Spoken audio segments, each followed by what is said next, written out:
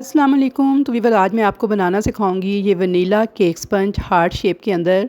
और मैं आपको 4 पाउंड केक के लिए परफेक्ट मेजरमेंट के साथ केक स्पंज बनाना सिखाऊंगी। तो रेसिपी को एंड तक वॉच कीजिएगा और इस स्पंज के साथ आप 4 पाउंड तक वनीला केक बेफिक्र होकर तैयार कर सकते हैं। बिल्कुल एग्जैक्ट मेजरमेंट है। और साथ ही साथ ये देख लें केक के स्पंज का कलर देख लें, कोई फ़िल्टर नहीं है, ओरिजिनल कलर है इसका। तो जो कहते हैं ना कि पतीले में बेकिंग करने से केक पे कलर नहीं आता, तो यहाँ पे ये वीडियो स्पेशली आज उनके लिए है। गौर से देख लें कि स्पंज के ऊपर कितना प्यारा कलर आया है। तो स्पंज के कलर से मुझे कोई लेना देना नहीं होता, मुझे बस ये होता है केक अच्छे से बेक हो जाना चाहिए। लेकिन आज की वीडियो के अंदर मैं आपको ये भी बताऊँगी कि अगर आपको कलर इतना ही पसंद है ना, तो टी केक्स वगैरह के लिए ज़्यादातर होता है ये, तो आपको ये वाला तरीका फ़ॉलो करना पड़ेगा, तो आपके स्पंज पे भी ऐसा प्यारा-सा कलर आ सकता है। तो चलिए जी, बहुत सी डिटेल्स हैं आज की वीडियो में और इसे स्किप मत कीजिएगा, कंप्लीट वॉच करेंगे तो 4 पाउंड परफेक्ट मेजरमेंट के साथ आप इस केक को बहुत आसानी के साथ तैयार कर लेंगे। तो यहाँ पे चलिए सबसे पहले हम केक का स्पंज तैयार करेंगे। तो मैंने यहाँ पे हार्ट शेप का केक मोल्ड लिया था,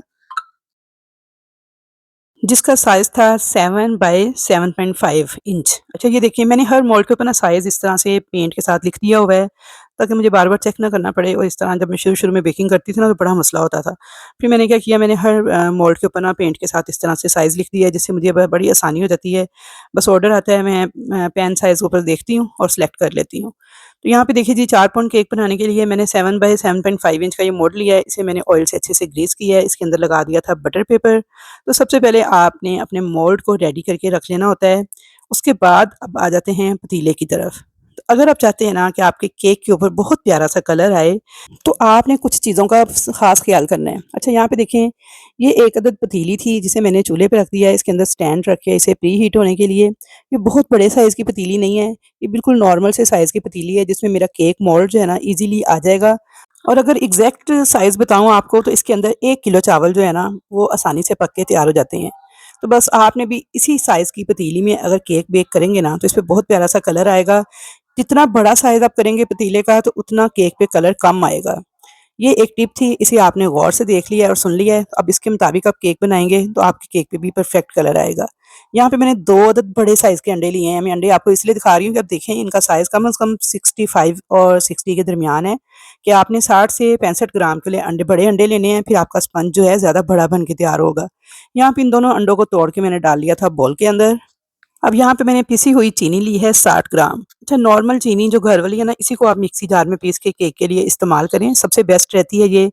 60 ग्राम चीनी मैंने डाल दिया, साथ मैंने वनीला एसेंस डाल दिया था इसके अंदर 1 टीस्पून के बराबर। अब क्या करेंगे जी, बस इनको बीट करेंगे और पहले आपने इस तरह से इनको मिक्स कर लेना है ताकि चीनी उड़े नहीं। और उसके बाद फुल स्पीड पे बीटर को चलाना है और अंडों को इतना बीट कर लेना है कि बिल्कुल रिबन फॉर्म में आ जाएँ। तो यहाँ पे ये देखिए जी, इस तरह से करते हुए मैंने अंडों को कर लिया था बीट चीनी के साथ। तो अंडों को आपने बहुत अच्छे तरीके से बीट करना है, अगर आप चाहते हैं कि आपके केक में से अंडे की स्मेल ना आए और केक स्पंज बहुत अच्छा बने। यहाँ पे मैं आपको चेक करवा रही हूँ कि ये देखिए, इस तरह आपने थोड़ा-सा बैटर उठाना है और डिज़ाइन सा बनाना है इसके ऊपर। तो ये लाइनें जो सी हैं ना, इनको 2-4 सेकंड के लिए स्टे करना चाहिए। जब ये कंडीशन आ जाए ना आपके अंडों की कि लाइनें स्टे करने लगें, तो समझिए कि आपके अंडे जो है ना प्रॉपर बीट हो चुके हैं। यहाँ पे मैंने कुकिंग ऑयल लिया था 40 ग्राम, थोड़ा-थोड़ा करके आपने डिफरेंट जगहों पे ऐड करना है और बिल्कुल स्लो स्पीड पे बीटर को चलाते हुए इस ऑयल को मिक्स करना है। ऑयल आपने थोड़ा धड़ाम करके एक ही जगह ऐड नहीं कर देना, बल्कि थोड़ा-थोड़ा करके देखिए मुख्तलिफ जगहों पे मैंने ऐड किया है, साथ में हल्का-हल्का बीटर चलाती जा रही हूँ, तो ऑयल जो है मिक्स हो गया है। बस ऑयल डालने के बाद बहुत ज़्यादा बीटर नहीं चलाना, सिर्फ़ आपने 2 से 4 सेकंड बीटर चलाना है और ऑयल को मिक्स कर लेना है। तो चलिए जी, अब बीटर का काम खत्म हो गया है, इसे निकाल देंगे और अब चलते हैं हम अपने मैदे की तरफ। तो यहाँ पे मैंने मैदा लिया था 80 ग्राम, उसके अंदर मैंने डाल दिया था baking powder half tea spoon. अच्छी तरह से इस बेकिंग पाउडर को इस मैदे के साथ मिक्स कर लेंगे और अब डालेंगे इसको छलनी के ऊपर और इस तरह छानते हुए आपने 2 से 3 बैचेज़ में थोड़ा-थोड़ा करके मैदे को ऐड करना है, एक ही दफ़ा सारा मैदा नहीं डाल देना। अच्छा यहाँ पे देखिए, ये स्टेप बड़ा इंपॉर्टेंट है, यहाँ पे आप लोग बड़ी गड़बड़ करते हैं। मैं मैदे को फ़ोल्ड कर रही हूँ और यहाँ पे मैं आपको अपनी बिल्कुल ओरिजिनल स्पीड पे वीडियो दिखा रही हूँ, मैंने बिल्कुल भी स्पीड तेज़ नहीं की ताकि अच्छे से आपको समझ आ जाए। देखिए ज़रा, मैं एक ही डायरेक्शन में बिल्कुल हल्के हाथों के साथ स्पैचुला को घुमा रही हूँ, यानी कि मैं मैदे को फ़ोल्ड कर रही हूँ।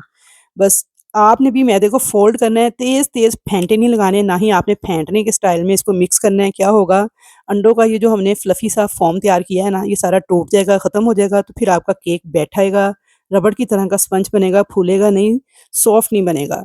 तो ये सारा उस वक़्त होता है जब आप तेज़-तेज़ केक को फेंटते हैं और सारा ये फ़ोम तोड़ देते हैं। इस तरह बिल्कुल हल्के हाथों के साथ देखिए मैंने मैदा फ़ोल्ड किया है, जैसे ही मुझे मैदा नज़र आना बंद हुआ है, मैंने फ़ौरन से स्पैचुला को रोक दिया है और अगला बैच मैदे का ऐड कर दिया है। मैंने 2 बैचेज़ में ऐड किया है, हाफ़ पहले ऐड किया था, हाफ़ बाद में ऐड किया है। तो ये देखिए, अब आप इसकी फ़ोल्डिंग पे बस ज़रा फ़ोकस करें कि कैसे सिर्फ़ मैदे को आपने फ़ोल्ड करना है।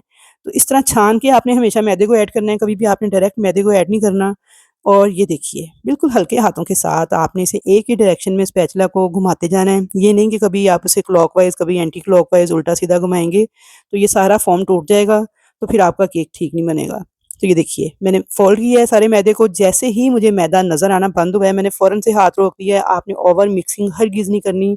बहुत सारे लोग को जो केक बैठ जाता है ना, उसकी रीज़न ये होती है कि वो यहाँ पे मिक्स किए जाते हैं, मैदा नज़र आना बंद हो गया है, फिर भी उन्होंने मिक्स करते जाना है, करते जाना है, करते जाना है, यहाँ तक कि ओवर मिक्सिंग करने के बाद जब वो केक को बेक करते हैं तो केक उनका रबड़ जैसा बन के तैयार होता है। तो ये देखिए, जैसे ही मेरा मैदा नज़र आना बंद हुआ है, मैंने फ़ौरन से हाथ को रोका है और मैं इसे डाल दूँगी अब केक मोल्ड के अंदर। यहाँ पे आप ज़रा इसकी कंसिस्टेंसी चेक करें, बिल्कुल ऐसी ही रिबन फॉर्म कंसिस्टेंसी आपके मटीरियल की भी होनी चाहिए। जब आप उसे बेक करने के लिए रखें, तो इसका मतलब है आपका जो मटीरियल है बिल्कुल परफेक्ट तैयार हुआ है, आपका बैटर बिल्कुल परफेक्ट है, आपका केक भी बिल्कुल सॉफ्ट, स्पंजी, जालीदार, फूला हुआ, नरम और मुलायम बन के तैयार होगा।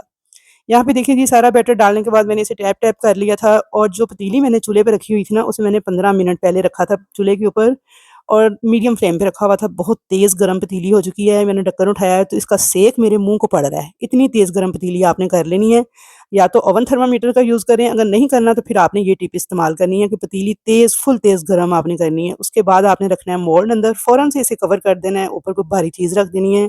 नीचे फ्लेम कितना कर देना है, बिल्कुल ऐसे जैसे चावलों को दम लगाते हैं, उससे सिर्फ़ थोड़ा-सा तेज़। और तकरीबन 40 से 45 मिनट लगे थे मुझे इस केक को बेक करने में पतीले में। तो यहाँ पे 40 से 45 मिनट के बाद मैंने इसे चेक किया है, तो माशाल्लाह से आप कलर चेक करें और आपने स्कीवर को 2-3 जगहों पे डाल के स्टिक को फिर चेक करना है केक को। तो ये देखिए बिल्कुल क्लियर आई है, इसका मतलब है केक हमारा बेक हो चुका है। अब मैं इसे पहले पतीले से निकाल लूँ, फिर मैं आपको दिखाती हूँ। तो ये देख लें, बगैर किसी फ़िल्टर के मैं आज आपको केक दिखा रही हूँ, कोई इसमें फ़िल्टर वगैरह नहीं है, कोई कुछ नहीं है। तो केक का कलर देखिए माशाल्लाह से कितना शानदार है। और अभी मैं आपको बाहर निकाल के दिखाती हूँ कितना सॉफ्ट और कितना जालीदार ये बन के तैयार हुआ है। तो चलें छुरी के साथ सबसे पहले आपने इसके किनारे इस तरह से फ्री कर लेने हैं और केक को निकालते हैं मोल्ड से बाहर। अच्छा यहाँ पे बेकिंग टाइम जो है ना हर पतीले का डिफरेंट हो सकता है। पतीले के मटीरियल के हिसाब से, गैस के प्रेशर के हिसाब से 5-10 मिनट ऊपर-नीचे हो सकते हैं। आपने इसे 40 से 45 मिनट के बाद चेक करना है। अगर आपको लगे कि केक तैयार हो गया है तो बस निकाल लें और अगर ना बेक हुआ हो, कोई चीज़ चिपकी हुई फ़ील हो रही हो तो आपने 5-10 मिनट मज़ीद इसे बेक करना है। और ओवन वालों ने 180 डिग्री पे पहले ओवन को अच्छे तरीके से प्रीहीट करना है 10 मिनट के लिए। उसके बाद आपने इसे 30 से 35 मिनट के लिए सिर्फ़ नीचे वाला रॉड ऑन करके केक को बेक करना है। अच्छा यहाँ पे आप ज़रा केक चेक करें। ये नीचे से भी देखें कितना सॉफ्ट है और इसके किनारे देखें कितने सॉफ्ट हैं। आपको मेरा हाथ लगाने से ही पता चल रहा होगा।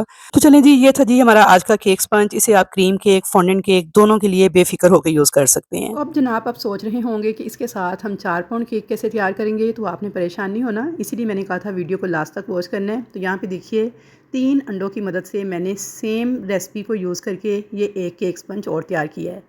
तो इन दोनों को मिला के जब आप तैयार करेंगे ना इस रेसिपी को, तो फिर आप 4 पाउंड का केक तैयार कर सकते हैं। ये देखिए यहाँ पे मैंने यही वाला केक जो है सेम उसी मेथड के साथ, जैसे मैंने पहले 2 अंडों के साथ आपको तैयार करना सिखाया है, तो इस रेसिपी को मैंने तैयार किया है 3 अंडों के साथ। और ये देखिए ये भी परफेक्ट बेक हो गया था। अच्छा यहाँ पे ये देखिए ये ऊपर वाला स्पंज जो है ये वो 2 अंडों वाला है और नीचे वाला जो है ये 3 अंडों वाला है, यानी टोटल 5 अंडों की ये रेसिपी है। तो ये देखिए ये 3 अंडों की मैंने मेजरमेंट लिख दी है। 3 अंडों की मदद से मैंने ये वाला स्पंज तैयार किया है। सबसे पहले मैं इसकी ऊपर वाली लेयर को रिमूव कर दूँगी जो पतली सी है। उसके बाद सेंटर से मैं इसे 2 लेयर्स में डिवाइड करूँगी। तो यहाँ पे आप ज़रा चेक करें इसकी सॉफ्टनेस और इसका टेक्सचर कितना ज़बरदस्त है। अब यहाँ पे जो पहले मैंने तैयार किया है 2 अंडों के साथ, तो ये भी मैं आपको दिखा देती हूँ। इसकी पतली सी लेयर ऊपर से रिमूव कर देंगे और इस केक की मैं कटिंग नहीं करूँगी, इसको मैं सिंगल लेयर के तौर पे ही यूज़ करूँगी। यानी टोटल 3 लेयर्स हम यूज़ करेंगे अपने केक के अंदर। अब इसकी फिलिंग के लिए आप कैरामल क्रंच यूज़ करें, कैरामल सॉस यूज़ करें, पाइनएप्पल क्रंच यूज़ करें, पाइनएप्पल सॉस यूज़ करें। किसी भी चीज़ की फिलिंग करेंगे ना तो ये स्पंज आपका जो सा है 4 पाउंड केक बनाने के लिए बिल्कुल परफेक्ट रहेगा। आई होप कि आज की वीडियो आपको पसंद आई होगी। वीडियो अच्छी लगी है तो जल्दी से लाइक करें, शेयर करें और कमेंट करके बताएं कि कैसी लगी आपको मेरी आज की ये रेसिपी। मुझे आप लोगों के कमेंट्स का इंतज़ार रहेगा। तो इंशाल्लाह ताला मुलाकात होगी आपसे एक नेक्स्ट वीडियो के साथ। अल्लाह हाफिज़।